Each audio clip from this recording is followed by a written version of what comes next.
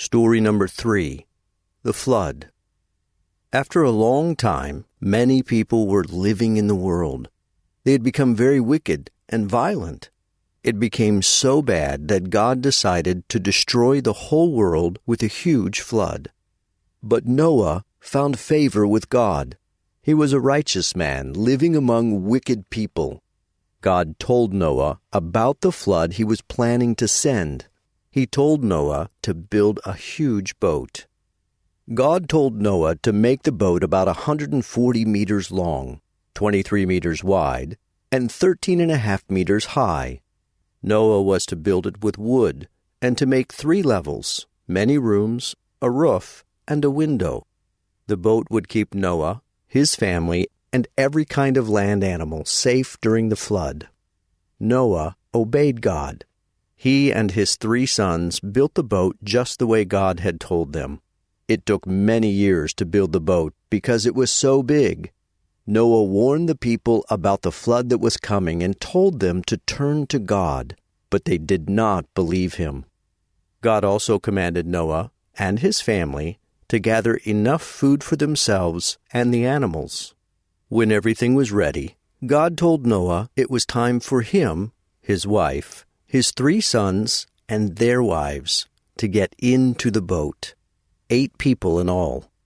God sent a male and a female of every animal and bird to Noah so they could go into the boat and be kept safe during the flood.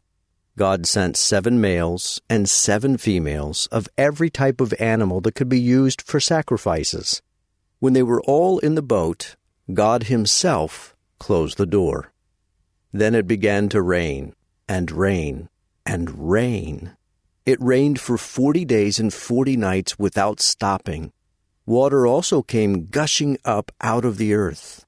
Everything in the whole world was covered with water, even the highest mountains. Everything that lived on the dry land died, except the people and animals that were in the boat. The boat floated on the water and kept everything inside the boat safe from drowning. After the rains stopped, the boat floated on the water for 5 months, and during this time the water started going down. Then one day the boat rested on the top of a mountain, but the world was still covered with water. After 3 more months, the tops of the mountains were visible. After 40 more days, Noah sent out a bird called a raven to see if the water had dried up. The raven flew back and forth looking for dry land, but it could not find any. Later, Noah sent out a bird called a dove, but it also could not find any dry land, so it came back to Noah. A week later, he sent the dove out again, and it came back with an olive branch in its beak.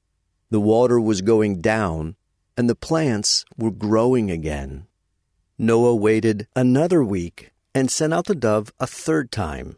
This time it found a place to rest and did not come back. The water was drying up. 2 months later, God said to Noah, "You and your family and all the animals may leave the boat now. Have many children and grandchildren and fill the earth." So Noah and his family came out of the boat. After Noah got off the boat, he built an altar and sacrificed some of each kind of animal that could be used for a sacrifice. God was happy with the sacrifice and blessed Noah and his family. God said, "I promise I will never again curse the ground because of the evil things that people do, or destroy the world by causing a flood, even though people are sinful from the time they are children." God then made the first rainbow as a sign of his promise. Every time the rainbow appeared in the sky, God would remember what he promised, and so would his people.